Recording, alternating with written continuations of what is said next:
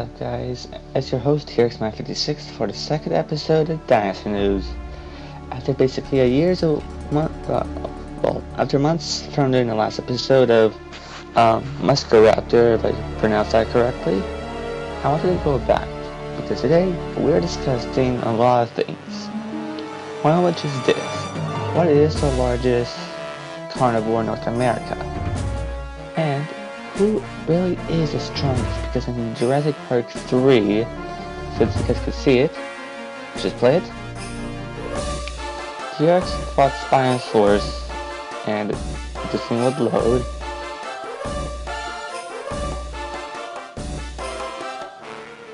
I don't know why it's not loading.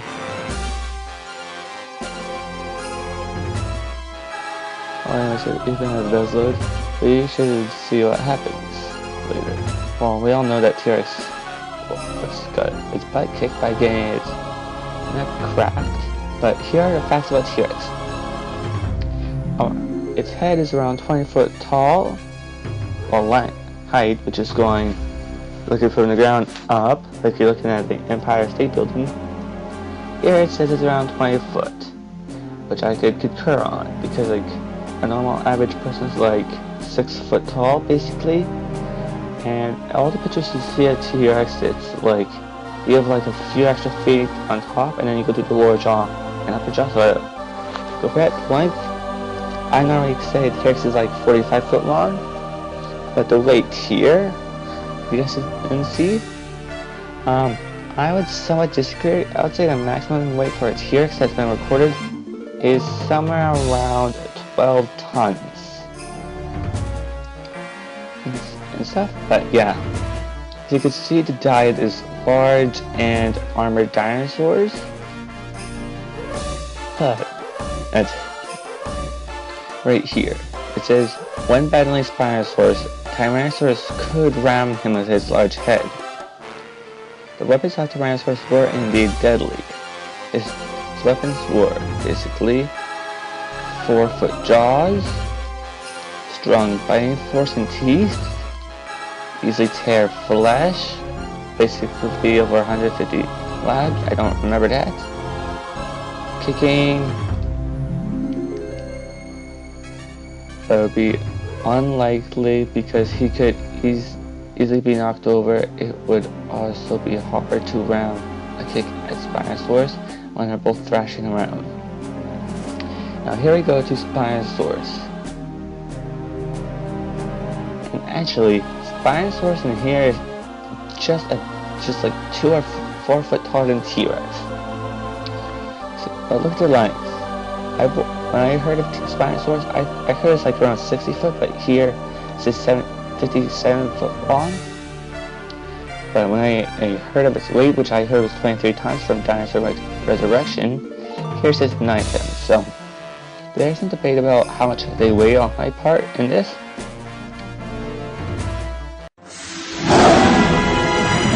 Sorry about that interruption, guys. Just had to another goddamn interruption. Okay, sorry. Just kind of help myself there. I get so irritating just to get walked on when you're making a video so much. But anyways, Spinosaurus do have dangerous weapons. It has a bite force of about 2 tons. Okay, I've never heard that. Okay. But Tyrannosaurus has the strongest bite force of any creature on Earth. Right here, 6.5 tons. Wow. I did not know Spinosaurus' bite force, but that is really powerful. It's like thinking of kilograms. It's really hard about stuff, but anyways, it had strong arms of 6 to 8 inches, claws that could cut in 2 inches deep, like T-Rex. Spino could kick, but not likely for the same reasons. T-Rex's advantages. Okay, this is where we're going to get into the debate about who's stronger and better, T-Rex or Spinosaurus. T-Rex had, it says here, I'm not sure this is or isn't a dinosaur. This is called Dinosaur Home, so you can debate with them, not me. T-Rex had many advantages over Spinosaurus because he was stronger, had better teeth, stronger bite that could snap Spinosaurus' neck or take out massive chunks out of the side. He also had a larger brain, smarter than Spinosaurus. Also, the way his eyes were facing. So he actually had better equipment in this battle. He also had much more dangerous prey that could rival T-Rex. And T-Rex here apparently has fewer disadvantages. A bit smaller, weaker arms. Those were the only disadvantages of T-Rex. Spinosaurus only has a few advantages over T-Rex. Size, stronger arms and claws.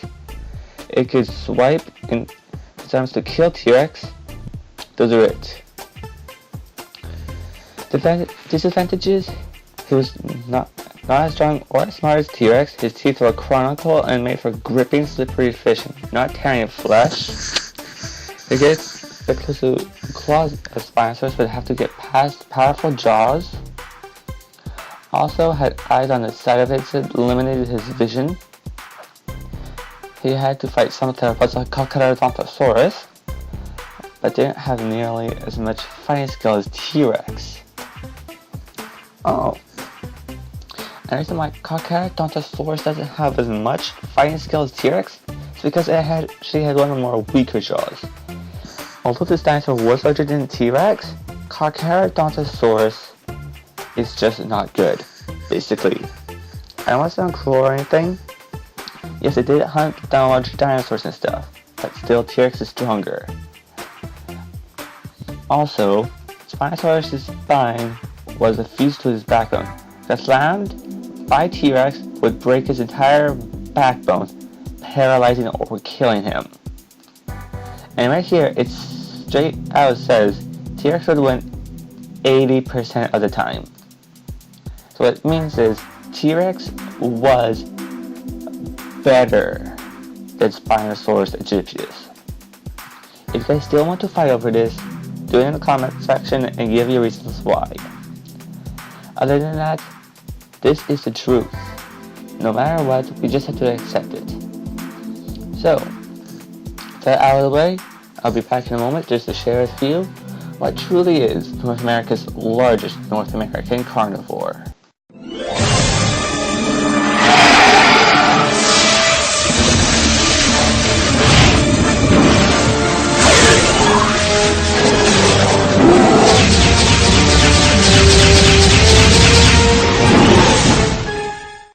And here we are for North America's largest carnivore, T-Rex from the late Cretaceous or Saurophagynax from the late Jurassic.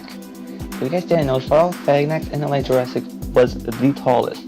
Torvosaurus not even was as tall as Saurophagynax, nor was Allosaurus by a long shot. So let's just compare these two to see who is the largest of North America. So I already said, era, but they're both large, bipedal, they're both carnivores found in North America, but T-Rex is also found in Canada. Saurophagynax I am not actually sure of. I don't know any of these paleontologists or people, and here are the dates they are found. So, here's the more important stuff. They're both in the Sauropoda family, or order, suborder Theropoda, and the families are Tyrannosauridae and Allosauridae. Okay, now here's where it gets interesting. Saurophagynax right here is 14 foot long, weighs 29 kilograms. I don't remember, I don't do math on this channel, as you guys easily know, but it was 38 foot long. T-Rex was 1 foot smaller than Saurophagynax, weighs double, and was a foot longer. Now, I've asked so many scientists, so many teachers, so many people about how you can determine if something's larger. And although height is important, in this fight, T-Rex is largest. So, T-Rex or Saurophagnx? T-Rex, there are the biggest advantage is, well, small one error is its arms. Saurophagnx is like, you could say a mini Indominus, but just not up to the job for taking on something like a Tyrannosaurus. But I'm going to show you some news of what happened basically last year. Go! Lizard Smash! Ah!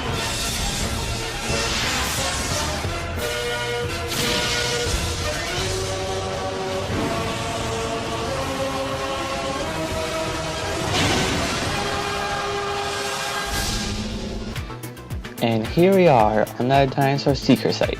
I'll definitely recommend checking this site out just to see new dinosaur information. Doesn't come all the time or like instantly, but yeah. As you can tell, there's been lots of new discoveries and stuff. And dark and extreme cold kill off the dinosaurs. But what I hypothesize is not all dinosaurs were cold-blooded. There were a few that were in fact warm-blooded. But they probably didn't die off with the rest of the dinosaurs. And lately, there has been these type of things. Dinosaur blood tails and stuff.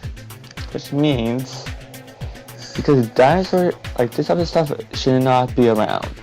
Scientists say that all the time, and I know creationists say, this is proof for creation and stuff. But what I believe is there were several dinosaurs that lived during the Ice Age time.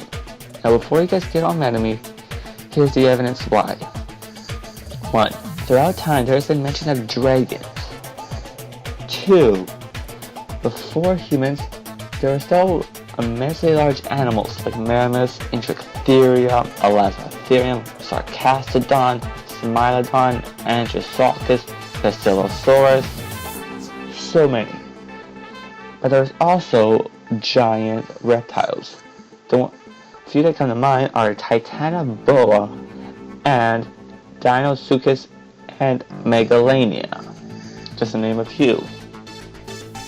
But there's also terror birds and other creatures. Sorry guys, I just need to get a drink. Remember, it's always good to be hydrated when you need it. But look at this. A new species of longneck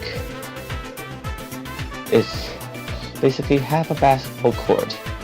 But the thing I want to show you guys is on this dinosaur, because once it loads, you'll learn why. This dinosaur called Savannosaurus, I can't remember the other part of its name. They are what proves, yeah, right here, Savannosaurus Elastotherium, found in Australian area, basically like Queensland. These dinosaurs, you guys, believe it or not, they came from South America. Right here. These are species closely related to those from South America. But South American fossils have improved and Australian fossil records continue to grow, which is cool. But Dr. Tilpat says it appears that these titanosaurs took advantage of the warmer global temperature, which means a very hot temperature.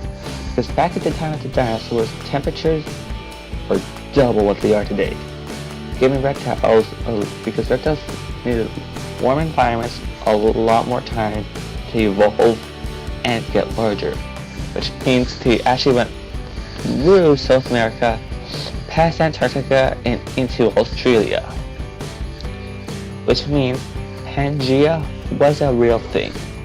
Pangea was a real continent at one point and split up.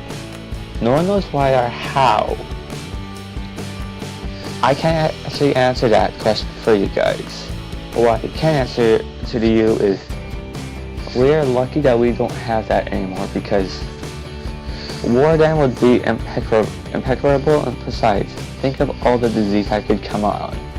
it'll be so much more dangerous. But yeah, so that's gonna have to wrap up this episode. So if you like it, leave a like.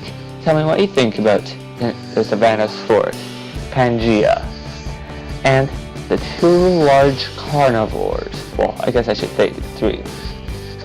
Proving once and for all that Jurassic Park 3 was false and wasn't as accurate as we hoped it would be for us the people, but also proving that T-Rex is one of the best dinosaurs of all time. It's not the best nor the worst, it's one of the best. So I'm your host T-Rex956, and I'll tell you next time my dinosaurs. Keep on mining for research.